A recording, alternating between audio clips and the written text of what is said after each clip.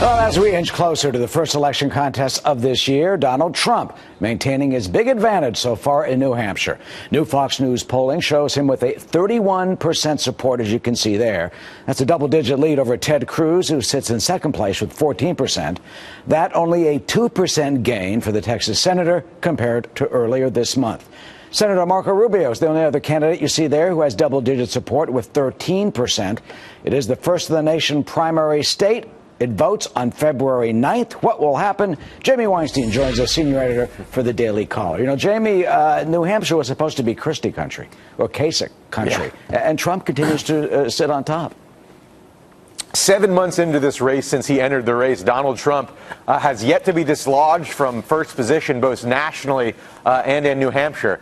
And this poll shows, with just 2 weeks to go before the New Hampshire primary, Donald Trump remains with a pretty formidable lead in the state, especially when you consider how many candidates are in the race. Do you think that'll hold?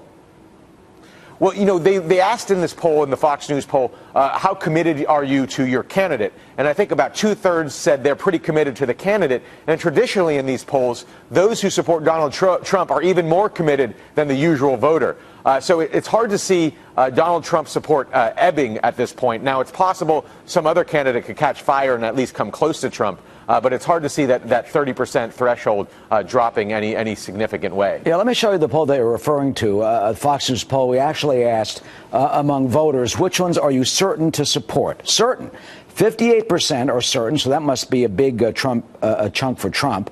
About a third, though, still say they may change their mind. And yet that 58%, if you flip that around, Jamie, you still got 40% people who are not certain.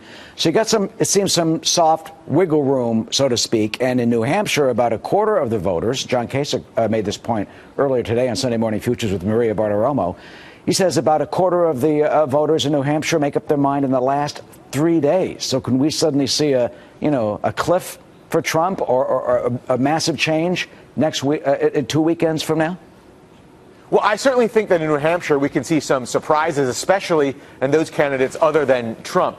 We saw in this poll that Ted Cruz is in second place. I think that's going to be highly dependent how he does in New Hampshire on how he does in Iowa, where the expectation is that he's supposed to do very well. But the Fox News poll released today shows him getting defeated by Trump by a large margin. If Trump crushes him in Iowa, I think that he'll undercut his momentum not only in New Hampshire but other states. So you could see Ted Cruz fall in New Hampshire and someone else pick up that support.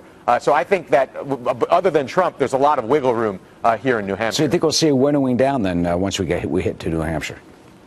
Well, I think after New Hampshire especially, you're going to see a very robust race in New Hampshire.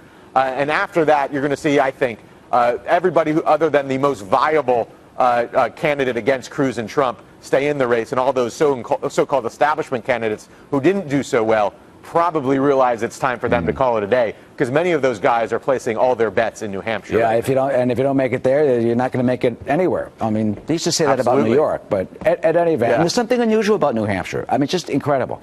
The undeclared voters. Did you know that there are more undeclared voters in New Hampshire than are members of either the Republican or Democratic parties? Here's how it works. You go into the polling place.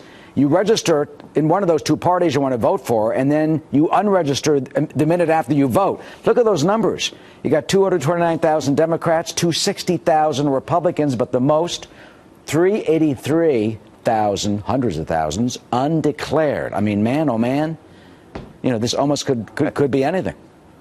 And that's the big unknown. There's some speculation that maybe Donald Trump is being underestimated in the polls, and that he's going to bring out new supporters that don't traditionally vote Republican. And that's where that number could be a huge swing for him. If he brings out untraditionally Republican voters to vote in a New Hampshire primary, that might make his lead even greater than we think. And that would be quite something for this race. Yeah, it would add about 100,000 or so voters or more on top of any in the Republican line. So, New Hampshire, live free or die. It is Yankee. It is independent. They've got that defiant New England streak. That's why it's so much fun to cover them and go there. Absolutely. Jamie, good to see you. Thank you so much for your insight. And we'll be checking back with you over the next couple of weeks, of course.